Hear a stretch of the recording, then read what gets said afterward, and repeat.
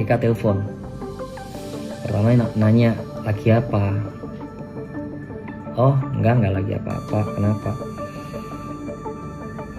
Aku hamil. DJ Panda, yang bernama asli Giovanni Surya Saputra, kini tengah menjadi sorotan publik usai Erika Carlina mengaku hamil anaknya. Pengakuan ini disampaikan Erika dengan suara bergetar dan mata berkaca-kaca dalam sebuah wawancara yang viral di media sosial.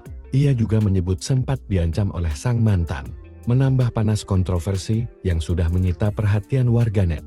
DJ Panda awalnya membantah semua tuduhan dan menuding Erika hanya mencari sensasi. Namun, tak lama kemudian, ia berbalik meminta maaf dan mengakui bahwa hubungan intim dengan Erika memang terjadi. Namun dalam kondisi dia sedang mabuk.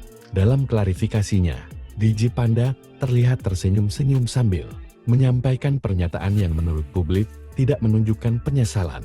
Bahkan dinilai melecehkan isu kehamilan dan wanita.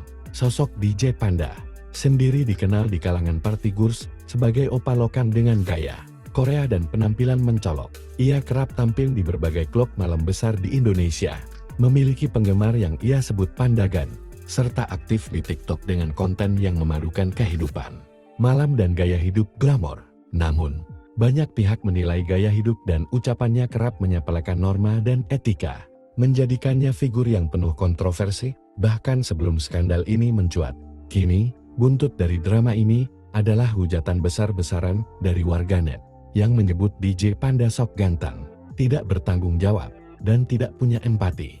Beberapa klub malam dikabarkan membatalkan jadwal tampilnya, membuatnya berpotensi kehilangan penghasilan ratusan juta rupiah. Skandal ini juga disebut telah mengancam reputasinya secara permanen.